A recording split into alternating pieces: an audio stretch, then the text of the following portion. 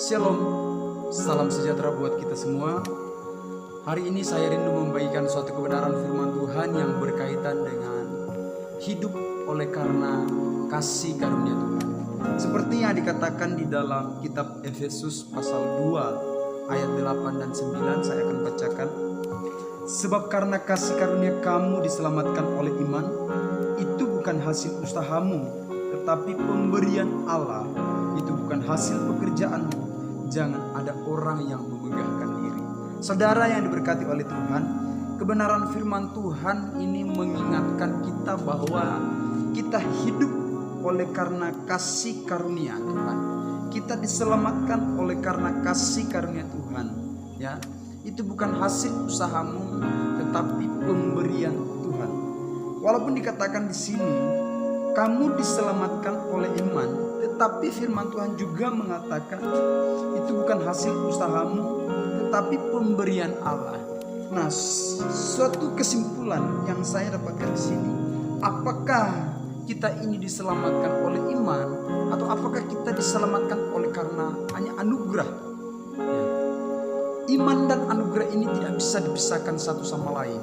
Iman itu merupakan respon kita kepada anugerah Allah, sedangkan anugerah itu adalah pemberian cuma-cuma. Kasih karunia itu pemberian cuma-cuma, ya. Jadi suatu hal yang luar biasa yang saya temukan di sini adalah manusia itu hidup oleh karena anugerah Allah, bukan hasil usaha, tetapi pemberian Tuhan.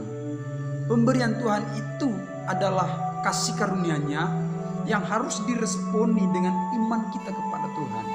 Nah, saya mau katakan bahwa apabila saudara mendengarkan kebenaran firman Tuhan ini, belajarlah dengan iman meresponi kebenaran firman Tuhan. Belajarlah dengan iman meresponi suatu kasih karunia Tuhan yang dimana itu bukan hasil usaha kita untuk mendapatkannya, tetapi pemberian Tuhan, pemberian Allah.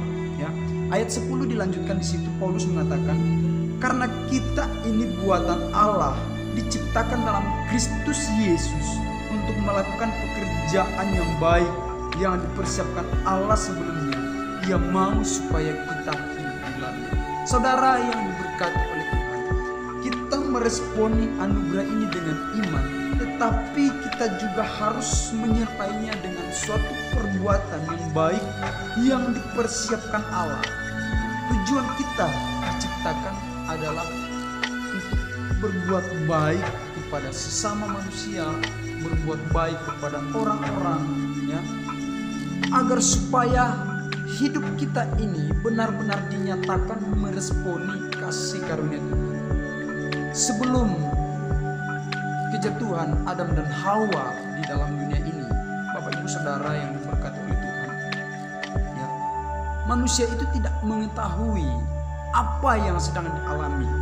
Jadi tidak bisa membedakan mana perbuatan yang baik, mana perbuatan yang jahat. Tetapi karena mereka jatuh ke dalam dosa, sehingga manusia itu putus hubungan dengan Tuhan. Sehingga Allah datang dengan cuma-cuma memberikan kasih karunia, memberikan anugerah kepada manusia yang berdosa itu. Oleh sebab itu dengan iman kita harus meresponi, ya. Sekali lagi saya mengatakan kita responi dengan iman pemberian Allah yang cuma-cuma ini, agar supaya ketika kita meresponi, kita diselamatkan di hadapan Tuhan. Bapak Ibu Saudara yang diberkati oleh Tuhan, banyak orang yang berpandangan bahwa kita diselamatkan oleh karena perbuatan baik. Apabila kita melakukan perbuatan baik, ya, kita akan diselamatkan. Tetapi saya mengatakan bahwa itu adalah efek dari keselamatan. Jadi kita diselamatkan bukan karena perbuatan kita, tetapi karena kita diselamatkan maka kita harus berbuat baik. Kita diselamatkan maka kita harus melakukan pekerjaan yang dipersiapkan Allah supaya kita hidup di dalamnya. Nah, Bapak Ibu Saudara, teman-teman, saudara-saudaraku yang diberkati oleh Tuhan, dimanapun saudara mendengarkan kebenaran firman Tuhan ini, mari dengan iman kita responi kebenaran firman Tuhan ini. Kita hidup oleh karena anugerah. Jadi kita meresponi anugerah ini dengan anugerah ini dengan perbuatan baik kita di hadapan Tuhan. Tuhan Yesus memberkati lewat kebenaran firman Tuhan ini, kiranya menjadi berkat buat kita semua di